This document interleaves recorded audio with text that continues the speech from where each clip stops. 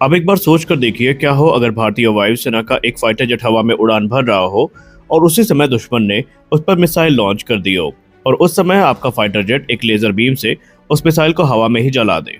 जी हाँ, ये कोई साइंस फिक्शन मूवी की हम स्टोरी आपको नहीं सुना रहे, बल्कि ये भारत के भविष्य के टेक्नोलॉजी की एक झलक है जिस पर इस समय भारत काम कर रहा है। Defence research and development organisation बना रहा है एक ऐसा लेजर वेपन सिस्टम जो भारतीय फाइटर जेट को स्टार वॉर्स जैसा डिफेंस शील्ड प्रदान करेगा। आज के समय में फाइटर जेट की सबसे बड़ी कमजोरी क्या है? वो है इनकमिंग मिसाइल्स। जब भी दुश्मन मिसाइल लॉन्च करता है तो पायलट के पास बचाव करने के लिए मुख्यतः दो ही तरीके होते हैं, फ्लेयर्स या फिर चैफ। लेकिन समस्या ये है कि आज की मॉडर्न मिसाइल्स अब बहुत एडवांस हो चुकी हैं। मल्टी मोड सीकर्स होने की वजह से ये आसानी से इन काउंटर मेजर्स को बाईपास कर देती है और हमने इस चीज़ को ऑलरेडी ईरान, इसराइल और अमेरिका के युद्ध में देखा है, जहां पर मल्टीपल जेट्स में जो हिट है वो रजिस्टर हुई हैं। मतलब आज के समय में जो ट्रेडिशनल डिफेंस सिस्टम है वो कमज़ोर पड़ रहे हैं, जो कि हमें फाइटर जेट्स के अंदर देखने को मिलते हैं। अब यहीं से एंट्री होती है डीआरडीओ के लेजर पॉड सिस्टम की। ये एक डायरेक्टेड एनर्जी वेपन सिस्टम होने वाला है जो फाइटर जेट के नीचे लगाया जाएगा। इसका काम क्या होगा?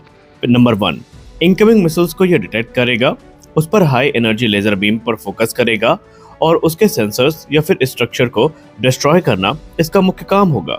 यानी ये सिर्फ कंफ्यूज नहीं कर रहा है, बल्कि सीधे उस इनकमिंग थ्रेट को खत्म ही कर रहा है और इसे कहते हैं हार्ड किल एक्टिव प्रोटेक्शन सिस्टम। अब मान लीजिए एक दुश्मन मिसाइल हमारे फाइटर जेट की तरफ आ रही है, तो वो अब यहाँ पर समझते हैं कि स्टेप बाय स्टेप क्या होगा। देखिए, पहले तो क्या होगा, रडार उसको डिटेक्ट करेगा, फिर जो लेजर पॉड है वो तुरंत टारगेट को लॉक करेगा, फिर हाई एनर्जी जो लेजर बीम है ये फायर होगी, मिसाइल का सीकर ब्लाइंड हो जाएगा या फिर उसका स्ट्रक्चर डैमेज हो जाएगा और वो या तो हवा में ही खत्म हो जाएगी या गिर पड़ेगी। यानी पूरा प्रोसेस कुछ ही सेकंड्स में खत्म हो जाएगा। और सबसे खास बात तो ये है कि इसमें कोई भी बुलेट या मिसाइल जो है वो हमें यूज नहीं करनी पड़ेगी। यह हमला सिर्फ एनर्जी के साथ हो रहा है।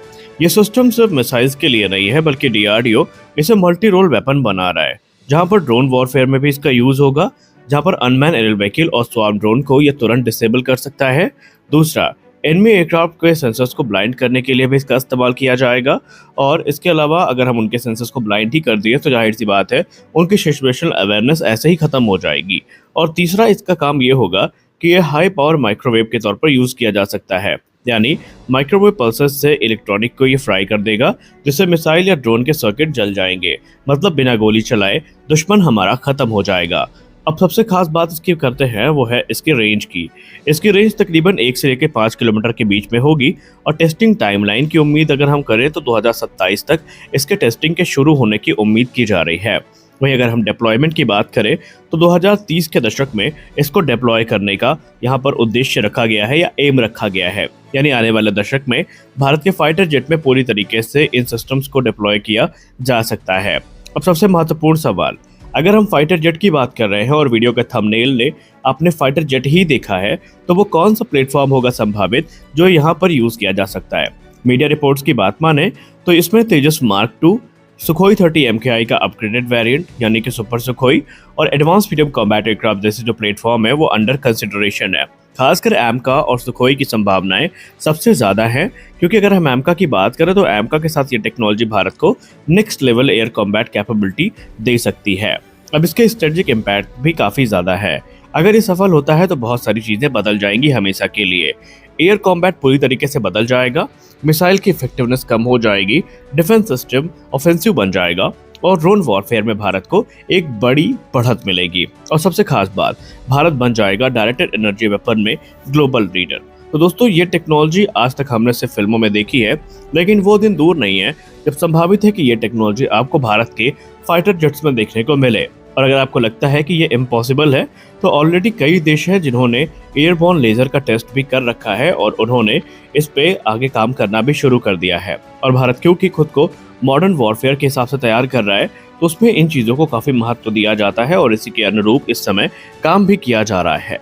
तो यहाँ पर आने वाले भविष्य में हमारे पास ऐसा फ्यूचर होगा जहाँ पर हमारे फाइटर जेट के पास लेजर शील्ड्स होंगी, एनर्जी वेपन्स होंगे और स्मार्ट डिफेंस सिस्टम होगा।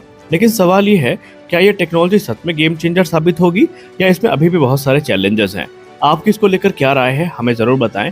क्या आप इसको एक प्रैक्टिकल अप्रोच मानते हैं और आपके हिसाब से भारत को अपने और कौन कौन से प्लेटफॉर्म में जब अगर ये सक्सेस हो जाए तो हमें उसमें यूज़ करना चाहिए, कमेंट सेक्शन में ज़रूर बताएं। मिलते हैं अगले वीडियो में, तब तक के लिए जय हिंद।